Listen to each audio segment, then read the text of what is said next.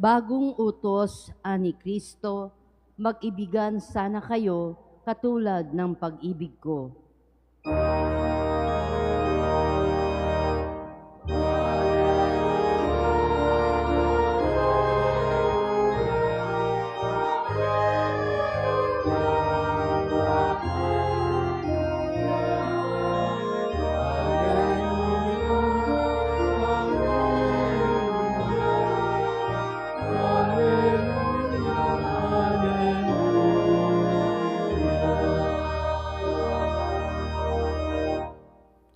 Sumainyo ang Panginoon. At sumainyo rin. Ang mabuting balita ng Panginoon ayon kay San Lucas. Papuri sa iyo, Panginoon.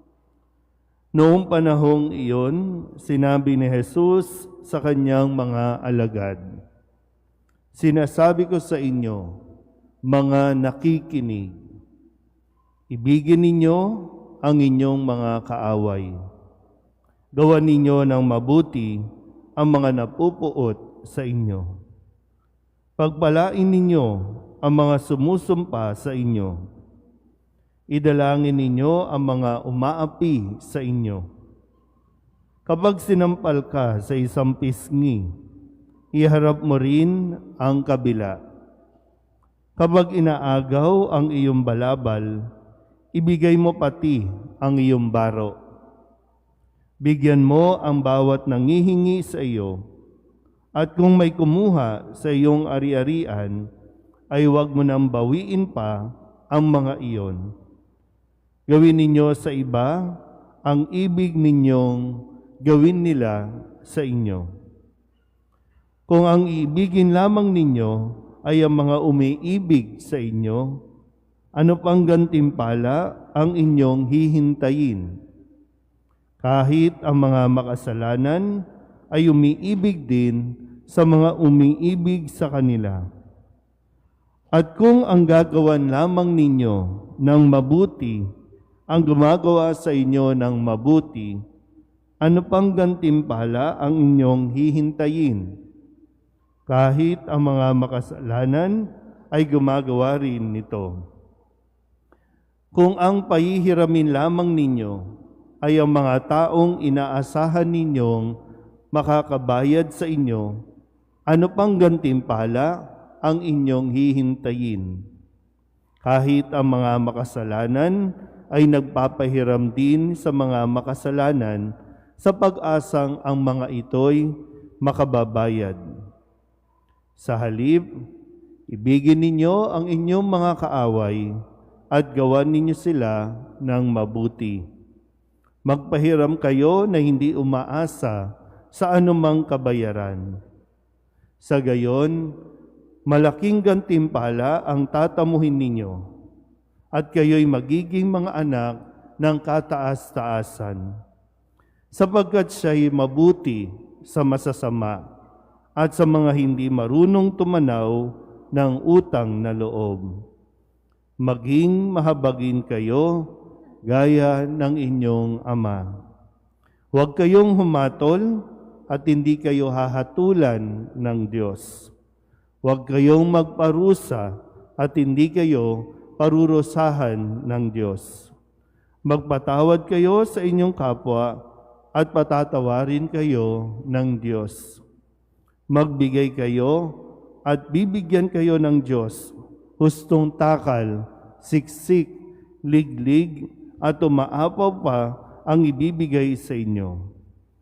Sapagkat ang takalang ginagamit ninyo sa iba ay siya ring gagamitin ng Diyos sa inyo. Ang mabuting balita ng Panginoon. Pinupuri ka namin, Panginoong Hesukristo. Isang magandang umaga po sa inyong lahat. Tayo po ngayon ay nasa ikapitong linggo sa karaniwang panahon. At ating pong ginugunita sa ating pong pagdiriwang na ito ang patuloy at pinagdarasal natin ang patuloy na paggaling ng ating Santo Papa, kung saan ngayon din ay linggo o Pontifical Sunday ni Saint Peter. Sa unang bahagi po o sa simulang bahagi ng ating ebanghelyo, no? Ebanghelyo ni San Lucas. Tandaan niyo po ito, no? Chapter 6, verses 27 to 38. Kanina naka-flash naman po sa screen. Ang sabi ni Jesus ay sa mga nakikinig. Sinabi ni Jesus sa kanyang mga alagad, sinasabi ko sa inyo, mga nakikinig. Sabihin nyo nga sa katabi ninyo, nakinig ka ba? Nakinig ba tayo? O kasi medyo mahaba, no? Kaya nga mahalaga sa misa o mahalaga sa simbahan ay yung sound system. Makinig. Sabihin nyo nga ulit sa katabi ninyo, makinig ka. Kasi may binigay na mga challenges. May binigay sa Jesus na mga kasalukuyan din mga nangyayari sa atin. Ngayon nga, no, sa pagsisimula, hindi pa nga lang nagsisimula ang halalan, ang kampanya, ang daming away-away. Yung dating magkakabati, yung dating magkakakampi, yung dating mga nagtatanggulan, no? Pinagtatanggol niya yung isa. Ngayon, naglalaglagan. Ngayon, naglalabasan ng kani-kanilang mga sekreto, mga baho.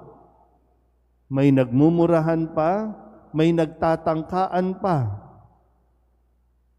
Pero mga lingkod ng bayan yan, may mga matataas na posisyon yan sa lipunan na inaasahan sana natin na magiging mabuting halimbawa sana sila. Nawa. Kasi hindi lang naman tayo ang nakakasubaybay sa kanila. Maging ang mga bata, nasusubaybayan sila. Kaya lang, anong klaseng halimbawa ang kanilang nakikita o nakakamulatan? Kaya nga minsan maganda nire-restrict din natin yung kanilang mga paggamit ng gadget, panonood ng TV, o kung ano man dahil maraming mga impluensya sa paligid. Di ba? Minsan, ano ba nangyayari sa mga sakristan? Busy ba? Sabi nga, makinig Ano? Makinig. Maraming mga influencer. Kaya lang, hindi lahat good influencer. Okay. Sabihin nyo nga alit sa katabi ninyo, makinig ka. Pwede mong sabihin na, Father, ang hirap naman. Totoo po, no? Ang hirap. Kaya nga nung pinagninilayan ko ito, sabi ko, ang hirap naman. Kasi mahirap tumayo, mahirap magsalita, o ikaw mismo nahihirapan ka ding ipaliwanag at ibigay, o lalong-lalo na isabuhay. Tingnan natin ulit yung mga hamon. Sabi dito, ibigin ninyo ang inyong mga kaaway. Umpisa pa lang, ibigin ang kaaway? Sino may mga kaaway dito? Babait niya pala, no? Sino ba ang nangaaway? Ikaw ba ang nangaaway o ikaw ang inaaway? Alin sa dalawa muna, alamin muna natin. Ikaw ba ang nangaaway o ikaw ang inaaway? At kapag ikaw ay inaaway, paano ka nagre-react? Paano ka nagre-respond? Hindi, di ba? Minsan nga, narinig mo lang hindi mo naman narinig, aktual. Doon sa tao, may nagsabi lang sa yung chismosa. Na hindi mo pa alam kung ano ang konteksto, na po pwedeng nagbibiro lang, pero ikaw, galit na galit ka na. At saan mo dinaan? Sa social media. Minura mo na sa social media. Kahit nga sa simbahan, di ba, no? Marami dito magkakaaway. Marami dito nangaaway. Pero magsiserve yan. So, simbahan man o sa pamahalaan, sa gobyerno, ito ay ibinibigay ni Jesus para sa isang mas maayos na buhay. Ibigin ang kaaway. Ipagdasal, sabi ni Jesus, ipanalangin ninyo ang mga umuusig sa inyo. Pagpalain ninyo ang mga sumusumpa sa inyo. Yung gagawin natin yung opposite. Hindi natin gagantihan. Minsan talagang, di ba pag may nangaaway sa'yo, tahimik ka lang. Tama ba? Minsan tumatahimik ka lang. Ano ba yon? Nandun ba tayo kasi bahala na ang Diyos sa Kanya? O naghihintay tayo ng tamang tiyempo? May araw ka din sa akin. Di ba ganun tayo, no? May araw ka din sa akin. Kaya pag nakatiyempo ka, kung hindi ka man, pag nabalitaan mo may nangyari sa Kanya, ay buti nga sa Kanya, tama lang sa Kanya yan. Dami natin ganyang pag-uugali, no? Ano ba? Kaya pa ba? O, marami pa to na sinasabi ni Jesus. Mas maintindihan natin to sa unang pagbasa. Hinahanting ni Saul, Haring Saul, si David. Bakit niya hinahanting? Bakit niya hinahanap? Gusto niyang patayin si David. Makailang beses na, sabi makailang beses nang pinagtangkaan ni Saul ang kanyang buhay. Ano bang ginawa ni David? Wala. Naging mabuti si David kay Saul. Nakasama niya sa mga digmaan. Pero ano bang pinanggagalingin ni Saul? Bakit galit na galit siya kay David? Nainggit lang. Na-insecure. Kasi mas bata si David, mas marami siyang napatay, mas maraming palakpak.